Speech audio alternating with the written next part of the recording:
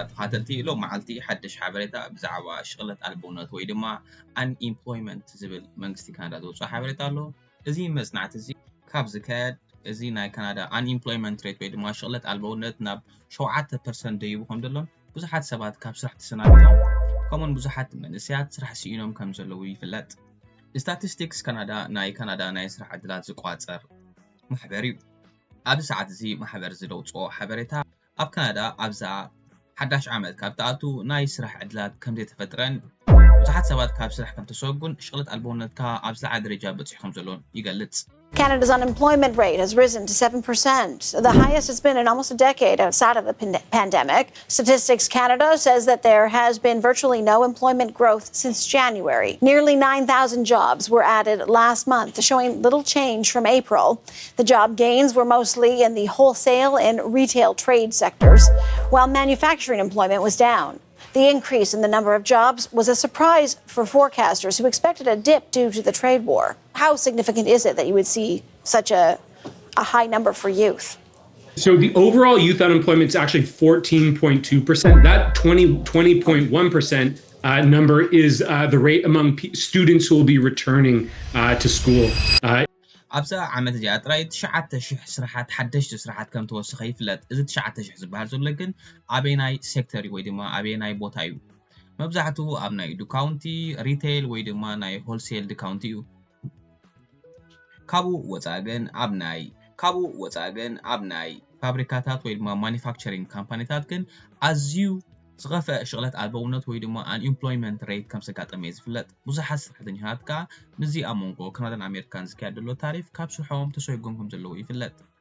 ጠንቂ ሽቕለት ኣልቦነትካ ብቐንዱ ምስቲ ካናዳን ኣሜሪካን ዘካይድኦ ዘለዋ ናይ ትሬድ ዎር ወይ ድማ ናይ ንግዳዊ ውግእ ክኾን ከም ዝኽእል ይፍለጥ ብቐንዱ ከዓ እቲ ታሪፍ ዶናልድ ትራምፕ ዘምፅኦ ታሪፍ ንብዙሓት ሰባት ካብ ስራሕ ከም ዘሎ ይገይርዎም ኣሎ ገለገለ ኢኮኖሚስት ብዛዕባ ዝዝሃቦ ሓበሬታ ኣሎ ንሱ ከዓ ኣብ ዝሃቦ ሓበሬታ እዚ ናይ unemployment rate ወይ ድማ 7% ካብ ስራሕ ዝተሰጉ ሰባት ወሲኹሎ ወይ ድማ ብዙሓት ሰባት ስራሕ ስኢኖም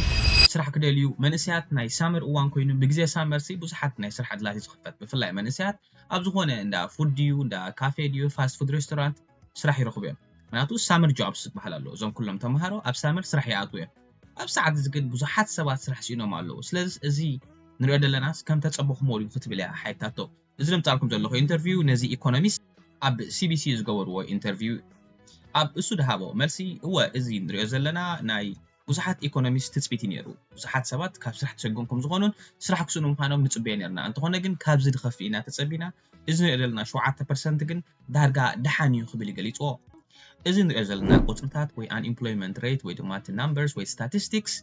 ፅቡቕ ኣይኮነን ወይ ዝዕግብ ኣይኮነን ብጣዕሚ ድሕዝነና እንተኾነ ግን ካብኡ ዝኸፍእ ክመፅእ ስለዝኽእል እዚ ንሪኦ ዘለና ቁፅሪ ኣያሰንበደና ንፅበዮ ስለዝነበርና እዚ ብረንደን በርናርድ ዝበሃል ሲኒየር ኢኮኖሚስት ኣብ ኢንዲድ እዩ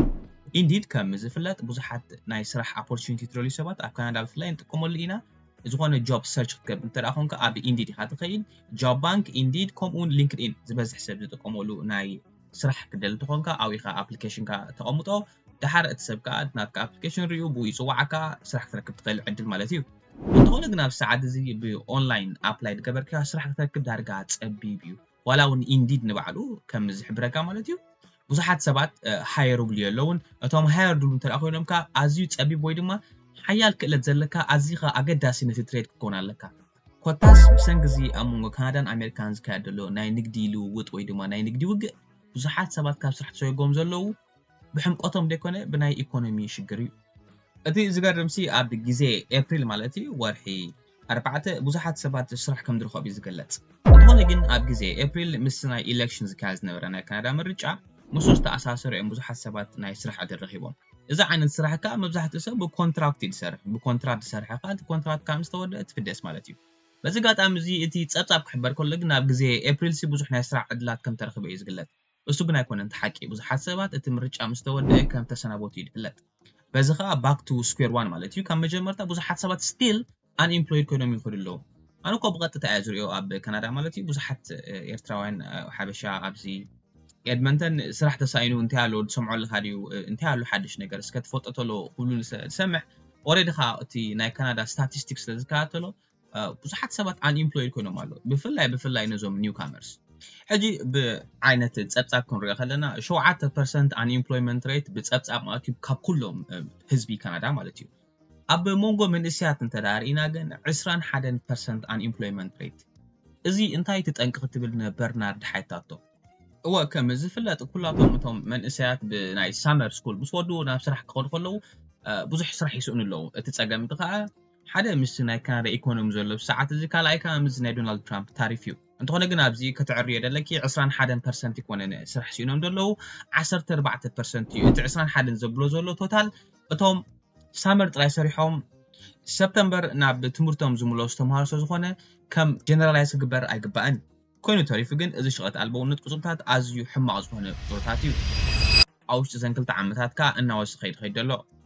እዚ ኩሉ ጸብጻት ተውና ዘለካ አዝኔ ድምስክነካ እንትኾነ ግን እዚ ንመጻሲ እንተ ዓነት ተስፋታት አሎ ብፍላይ ንመንእሰያት እንተ ዓነት ናይ ስራሕ ዕድላት ክፍጠር ይኽእል መንግስቲ እንታይ ይገብር ኣሎ ማለት እንታይ እዩ ተጸገም ክትብሎ ትኽእል If it goes up, or do you anticipate it's going to stay low? And if so, then why? What's the problem? So all the numbers that Statistics Canada reports are seasonally adjusted. So they're taking into account the fact that every May there are lots of students who, especially from post-secondary school, who start working once their studies end. ተስፋታት ከለዎ ዲ ማለት እወ ብዙሕ ለውጢ ክህሉ ይኽእል እዩ እንተኾነ ግን እንድሕር ተመሊስና ኣብ ውሽጢ ዘንክልተ ዓመታት ሲ ዓሚ 56% ነይሩ ቅድሚ ዓመታት ኢኮኖሚ ጽቡቕ ከሎ እቲ ጸብጻብ ካናዳ ዘውፅኦ 60% ናይ ኢምፕሎይመንት ሬት ነይሩ ብፍላይ ኣብ መንእሰያት ስለዚ ኣብ ውሽጢ ዘንክልተ ዓመት ሲ 4% እዩ ድሮፕ ገይሩ እዚ ኸ ኣዝዩ ዓቢ ፍልይ ኣይኮነን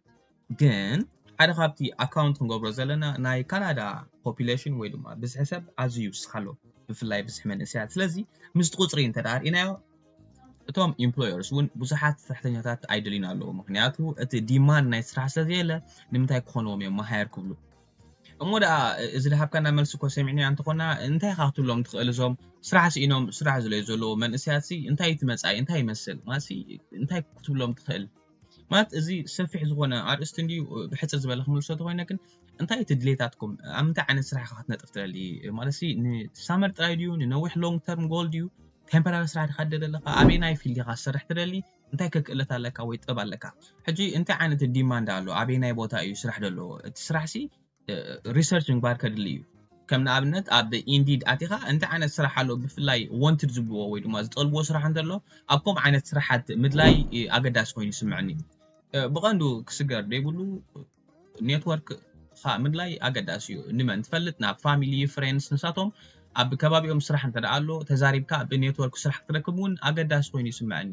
ማለት ብቐንዱ ኣብ ሪሰርች ምድላይ ከድልየና እዩ ምክንያቱ ኣበየናይ ቦታ ኣበየናይ ፀፍሒ ስራሕ ኣሎ ናይ ፋሚሊ ፍሬንድስ መምሃራን ኮሊግስ ዕሩኽትኻ ክላስሜትስ ነበር ካብ ኩላቶም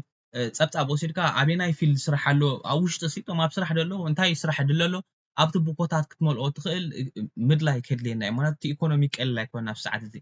ኮይኑ ተሪፉ ግን ኣብዚ ሰዓት እዚ እቲ ጆብ ማርኬት ቁርብ ክብድ ኢሉ እዩ ዘሎ ከም ትቅድም ኣይኮነን ሕጂ ንኣብነት ኣብዚ ሳመር ጆብ ክደሊ እንተደኣ ኮንካ ናይ ሳመር ጆብ እንተደኣ ስራሕ ሲኢንካ ግን ብዝተኻለካ ንሳመር ምስ ተወድአ ስራሕ ክእትወካ ዝኽእል ዝኾነ ዓይነት ሪሰርች ጌርካ ኣብ ከምኡ ክትነጥፍን ዝኾነ ክእለት ሒዝካ ክትፀንሕን ኣገዳሲ ኮይኑ ይስምዐኒ ወላ እውን ከም ኣብነት ኣብዚ ዝተቐሶ ዋላ ቮለንቲር ጌርካ ኣብ ሓደ ቦታ ትነጥፍ እሞ ናይቲ ቦታ እቲ ክእለት እንተደኣ ሒዝካ ብቮለንቲር ዝሓዝከያ ጥበብካ ፅባሕ ንጎ ስራሕ ኣፕላይ ክትገብር ከለካ ኣዝዩ ሓጋዚ ክኸውን ይኽእል እዩ هراي كبرات تقاتلتي كم تريوت لهم إذا جوب ماركت ناي كندا ناي سرح عدلات أزيو زي عقبك يكون نفس ساعات زي أنت خون أجن زخون حدش نقدر ترى أبزي أبريد كبركم كسب زخون زخون إذا لو تصلوا لكم ناي سرح عدلات كلكم تقاتلكم I hope حجزكم كقل حتى تعتريدون ترى لكم أب كومنت تشوفوا تقولهم أب إنديد بخميس سيرش كبر زخون قالة شكركم ترى فلاي ناي كندا سيستم أب كومنت تحت تقولهم بتابع بس حس حتى تحطه كم فيديو جرنا خنا قرب عينا سنة مكتال